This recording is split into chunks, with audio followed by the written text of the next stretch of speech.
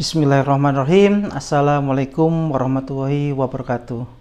Pemirsa, apakah kalian masih ingat dengan seorang penghujat agama Islam, penghina Nabi Muhammad yang telah dipenjara dan dipenjara, dia dikasih makanan tai oleh narapidana lain, yaitu Cornelius Guzman atau yang kita kenal dengan MKC.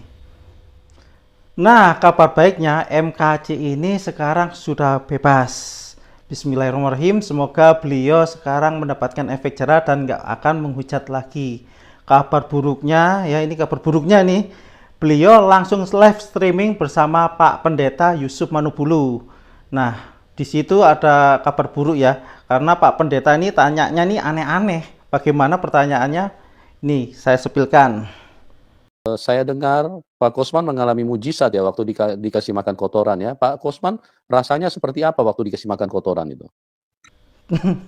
Bagaimana nih kualitas pertanyaan Bapak Pendeta? Katanya dapat mujizat.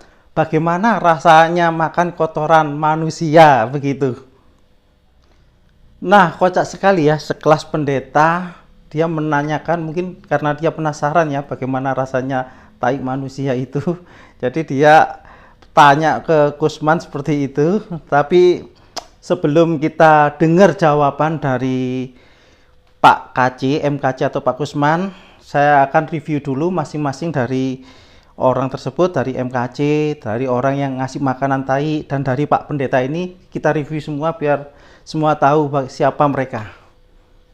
Nah, saya akan mereview kembali. Saya mulai dari MKC ya. MKC ini dulu sangat aktif banget di YouTube untuk menghina-hina agama Islam. Salah satunya tentang batu hitam. Dan masih banyak lain-lainnya. Dan yang paling kental di ingatan kita itu tentang surat Al-Ma'un. Jadi dia motong-motong surat, nggak dilanjutin. Dan dia ngomong seperti ini, sekarang waktunya meninggalkan sholat. Karena orang sholat akan celaka. Nah, dia ini mengambil dari surat Al-Ma'un ayat yang keempat. Fawailul lil musallin. Dia nggak lanjutin ke ayat selanjutnya. Di mana ayat keempat ini artinya celakalah orang-orang yang melaksanakan sholat. Padahal di ayat lanjutannya sangat jelas ya. Alladzina hum an sholatihim sahun. Yaitu orang-orang yang lalai terhadap sholatnya. Orang yang sombong terhadap sholatnya. Orang yang riak terhadap sholatnya. Jadi dia nggak lanjutin. Dia cuma celakalah bagi orang-orang yang sholat, titik mandek di situ. Yang kedua, saya review tentang Pendeta Yusuf Manubulu. Nah ini nih, ada beritanya nih. Upload kesaksian orang Kristen di YouTube, Pendeta Yusuf Manubulu ditangkap paksa 43 anggota polisi. Seakan-akan dia bikin kesaksian tentang murtadin-murtadin terus ditangkap ya. Padahal nggak seperti itu. Karena murtadin-murtadin bikinan Yusuf Manubulu, saya bilang bikinan ya ini ya, itu fantastis semua. Seperti yang ini nih saya tampilkan. Ini adalah murtadin kelas 4 SD sudah hatam Al-Quran dan hafal. Bayangin, kelas 4 SD hatam Al-Quran dan hafal Al-Quran, pernah jadi imam. Nah ini orangnya, ini di kontennya beliau. Dan dia punya alasan waktu itu ditanya sama Pak Cabe, dites baca Al-Quran, dia bilang saya lupa karena narkoba. Nah masih banyak lagi ini, saya sepil satu persatu. Nah ini ada Nur Alam ya, ya murtadi yang satu ini framing kalau di Al-Quran Isa itu tahu hari kiamat, padahal jelas-jelas di kitab suci Al-Quran Isa hanya sebagai pertanda datangnya hari kiamat. Biar enggak kagok, saya sepil lagi. Nah ini dia. Ini adalah wanita yang ngakunya pernah mondok, ya pernah mondok terus sama pengakuannya nangis-nangis. Begitu ditanya berapa rokaat di sholat, kelagep-kelagep nggak tahu dia, kan konyol dia. Padahal pernah mondok. Nah satu kali lagi, ini Ibu Siti Rauzana Angel. Nah ini keren dia. Dia berani membacakan surat Al-Fatihah dan An-Nas waktu dites. Tapi ya gitu, sayang sekali bacaannya amburadul, salah semua ya. Dan satu lagi biar lengkap. Nah, yang ini namanya MD, nggak tahu MD itu siapa. Dia ngasih inisial aja MD gitu ya. Dia guru pondok pesantren 7 tahun. Tapi dites baca ayat kursi salah ayat. Dia baca surat yang citati ayam malahan. Jadi itulah tentang Yusuf Manubulu. Nah, sekarang saya sepil, beliau adalah Irjen Napoleon Bonaparte. Beliau adalah narapidana karena tersandung suatu kasus, tapi dia adalah Islam sejak lahir dan tak terima agama Islam dihina. Akhirnya beliau mewakili seluruh umat yang sakit hati datangi KC, hajar KC, dan kasih makan kotoran manusia kepada KC. Nah, kenapa Irjen Napoleon aniaya MKC? Dia terus-terusan blak-blakan di sini lewat detiknews.com. Dia bilang, nah, saudara-saudaraku sebangsa dan setanah air, sebenarnya saya ingin berbicara langsung dengan saudara-saudara semua, namun saat ini saya tak dapat melakukannya. Ini tulisannya Napoleon ya, langsung dia. Alhamdulillah, saya dilahirkan sebagai seorang muslim, dibesarkan dalam keadaan Islam. Islam adalah agama rahmatan lil alamin, begitu ya. Lalu hal yang mengejutkan adalah kata-kata ini. Siapapun bisa menghina saya ini Napoleon ya. Tapi tidak terhadap Allahku, Al-Quran, Rasulullah SAW, dan akidah Islamku. Karenanya saya bersumpah akan melakukan tindakan terukur apapun kepada siapa saja yang berani melakukannya. Ini alasan beliau menghajar KC, ngasih makan kotoran ke KC. Luar biasa kan buat beliau. Jadi dia walaupun dia narapidana, tapi dia nggak rela agamanya, nabinya, kitabnya dihina. Masya Allah. Dan alhamdulillah semuanya sekarang sudah bebas. Semoga mereka semua menjadi orang yang baik.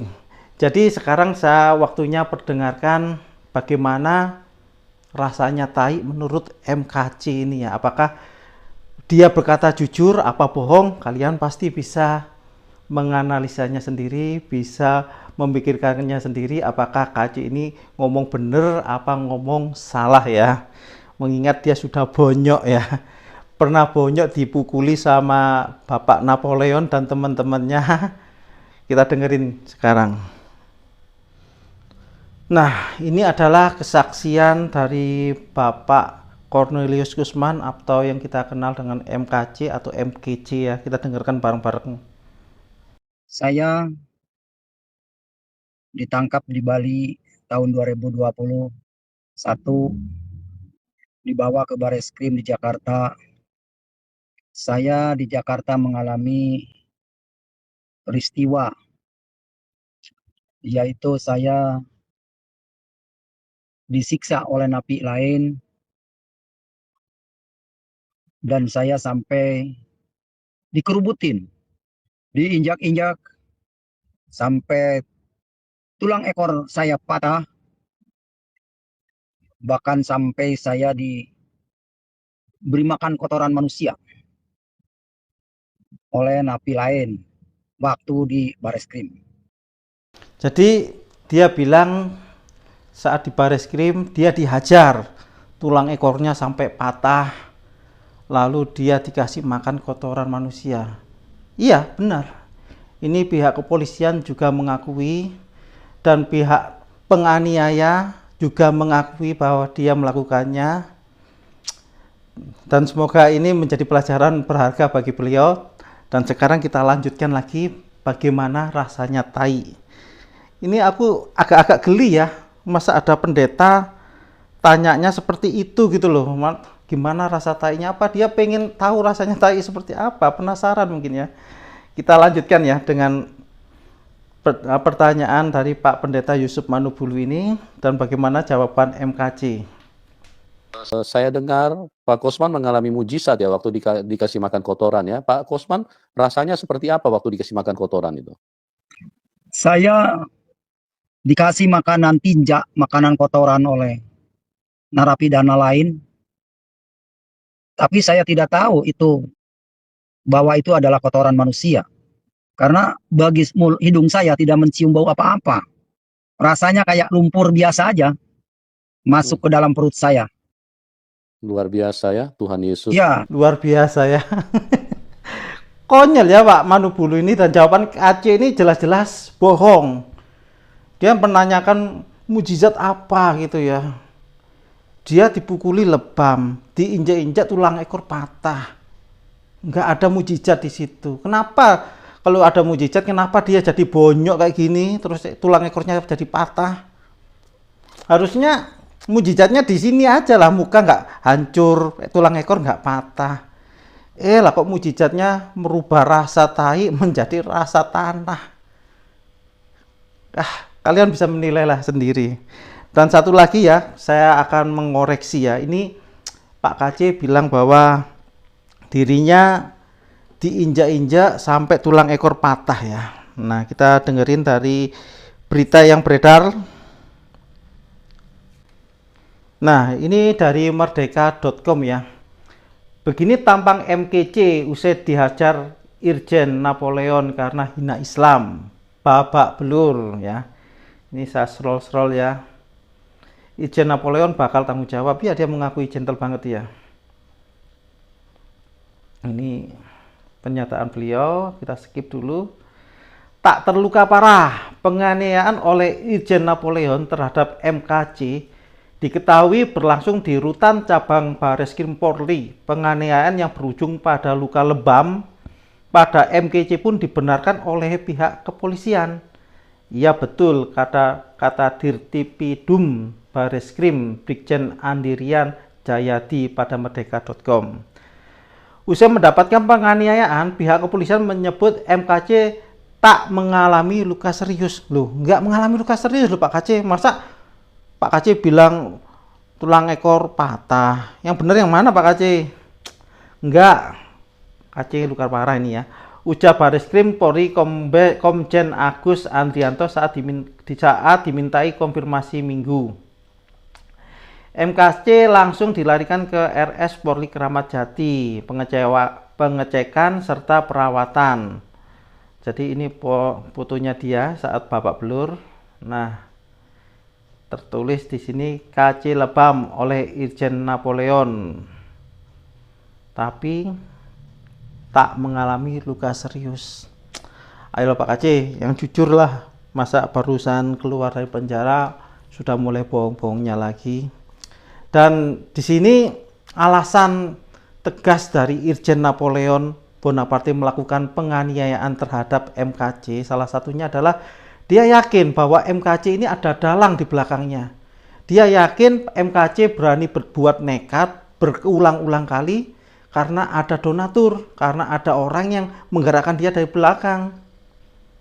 Apakah orang yang di belakang MKC sama dengan orang yang di belakang Bapak Yusuf Manubulu?